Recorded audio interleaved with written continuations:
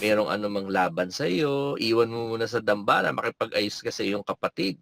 Ang naghahandog ng haing pasalamat, nagpapasalamat sa Panginoon, ta's dinagdagan pa ni DSR na walang pagsalang ang matuwid, magpapasalamat. Ta's bumasa sa unang Juan. Teka, na-save ko yata yun eh. May binasa siyang talata sa unang Juan. Unang Juan 3:7, mumunti kong mga anak, huwag kayong padaya kanino man. Ang gumagawa ng katwiran ay matuwid, gaya niya na matuwid. Yan. Walang pagsalang ang matuwid, magpapasalamat. Kaya yung matuwid, nagpapasalamat yun sa Diyos. Tama, nagpapasalamat sa Diyos. Pero anong pagpapasalamat? Yung pasalamat na ginagawa ng MCGI? Na every Sunday umaawit, mayroong mga naghahandog doon ng awit sa harap. Tapos may tinatawag pa silang hain at Google. Yun ba yun? Alam mo, mahabang panahon kasi ako, 28 years, ginawa natin yung pagpapasalamat na yan eh. Hindi naman pala utos sa atin yan, tol. Yan. Aba, Sa linggo na lang, tol. Walang ah, inutos na ganyan si Kristo sa mga Kristiyano, si tama Pablo, dyan at po. kahit na Eh di, sino pang apostol. eh di lalabas ano, yung 8 oras mo, yung minsan na SPBB na hating gabi, nag-uubos ka ng oras ng It's a ganong waste katagal. of time. To put Oo it nga, short, no? it's a waste of time. Hindi yan minamarapat ng Diyos, hindi katanggap-tanggap sa Diyos yan, hindi niya utos yan. Kaya Yan. magandang pag-usapan yan sa linggo. Meron pa ako isang talata dito na ginagamit yan. Yung mga nabanggit mong talata, mga ginagamit yan sa doktrina eh, yung pagsamba sa Diyos. Tapos inilalarawan yung Diyos-Diyosan para nga naman sa kanino ba tamang ibigay ang pagsamba. Yung mga nabanggit mong talata kagaya ng Isaiah 42:8, yung nasa gawa 14 hanggang 16 na hinapak yung damit.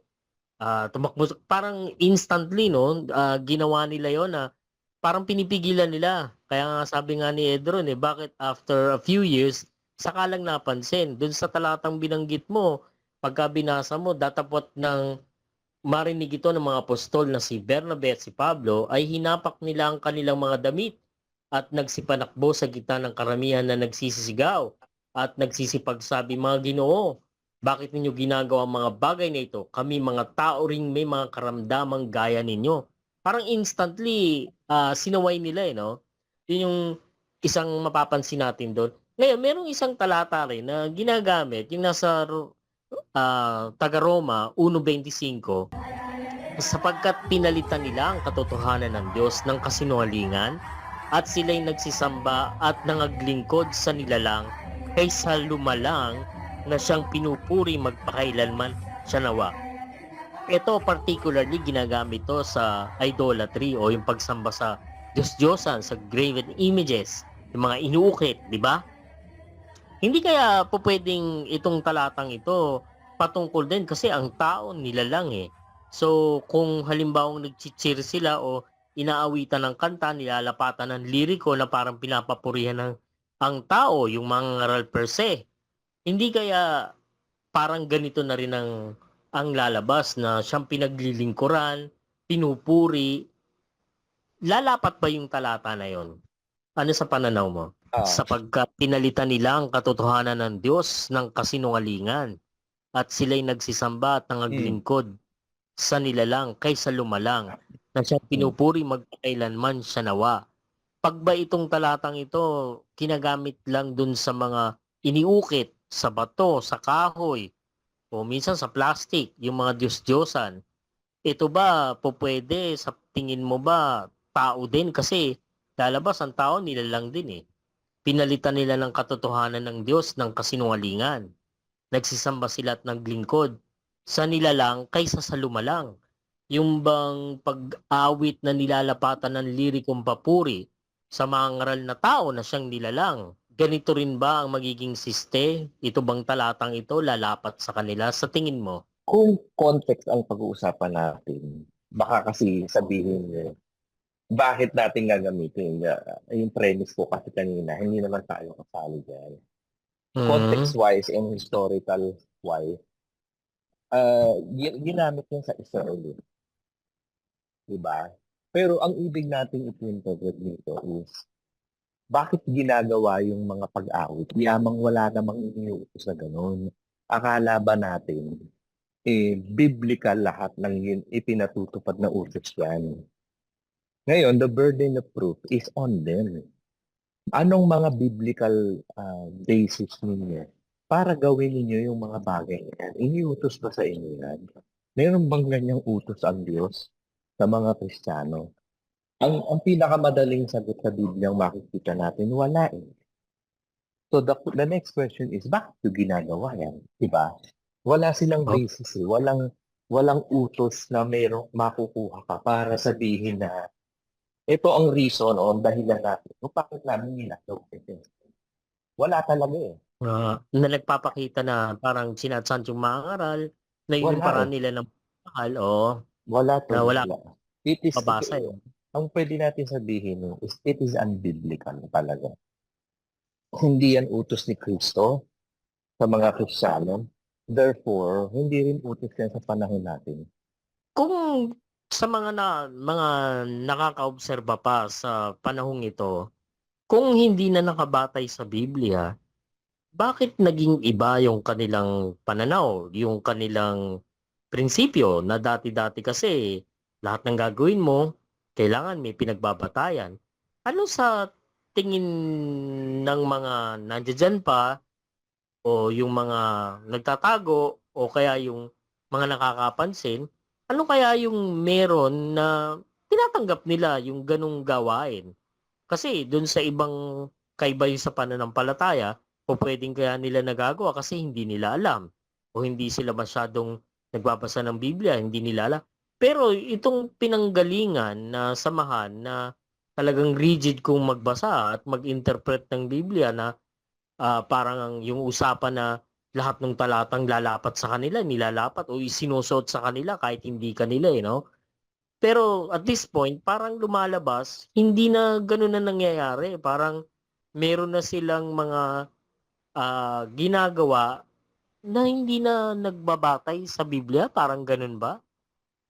So At dalawa kung yan. oh, So dalawa yan tol. Doon sa mga walang muwang talaga, hindi talaga nagbabasa ng Biblia. We can tell mm, that it's just plain ignorant.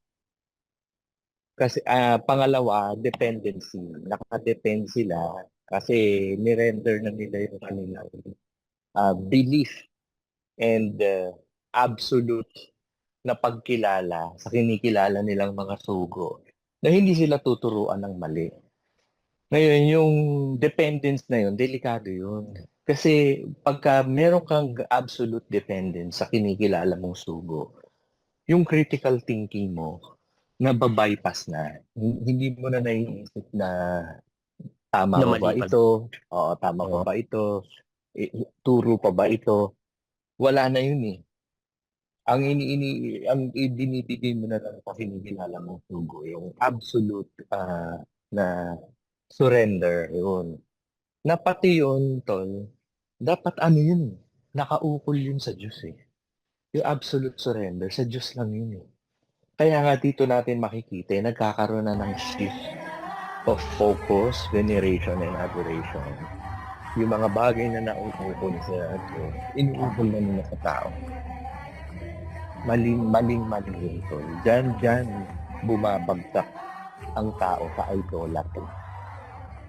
Oh, Dapat, pero hindi ba parang ganito, no? Nung kasing nandiyan ako sa sama na yan, lagi at hanggang ngayon naman makikita mo yung mga reels na pinopost na kailangan may batayan. Hindi lagi niya sinasabi. Minsan sa introduction, alam mo kapatid, halimbawa may nagtanong, ano, sasabihin, alam mo kapatid, magalit ka man sa akin, matuwa ka man sa akin, binabasa ko lang naman yung nakasulat eh. Dun sa mga tagapakinig natin na naririyan pa sa samahang yan, hindi ba nila naiisip na or naitatanong kahit na sabihin natin parang nababypass na or parang uulitin mo lang sa isip mo na nakasulat pa ba to? May batayan pa ba to? Or nagkakaroon ka ba ng critical thinking na ganun? Hindi kaya pagka naiisip mo na asan kaya tong batayan na to na pinapatupad nila, ginagawa namin pero walang batayan. Sabihin na nating parang naakit sila or dahil pinaniniwalaan nila, tinatanggap na lang nila kaya ginagawa. Hindi naman kaya sa kabila nun or sa likod nun, nagkakaroon sila ng isipan na tama pa ba 'tong ginagawa namin? Or talagang nabulag na talaga sila? Eh, gano'n na nga. Kasi kahit naman basahan ka ng Biblia, una sa lahat, yung ginagawang pagbasa ng Biblia, taken out of context, di ba? ICGCs, tapos maling pakahulugan, merong sariling interpretasyon. Lahat ng hindi dapat ginagawa, ginagawa. Ngayon ikaw, you are easily amused. Madali kang mapaniwala. Kung gaya natin, yan, tayo na nga magandang test subject natin. Tayo, nung una, ba't tayo naniwala? Because we don't know any better.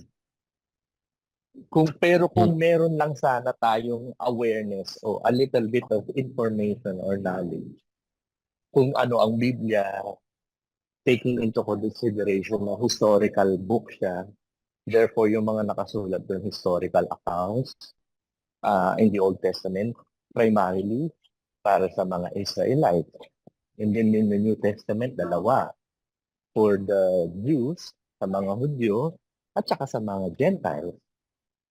Doon ka magkakaroon ng clear understanding na hindi mo dapat inaako or ipinatutungkol sa'yo, hindi naman nakapatungkol sa'yo.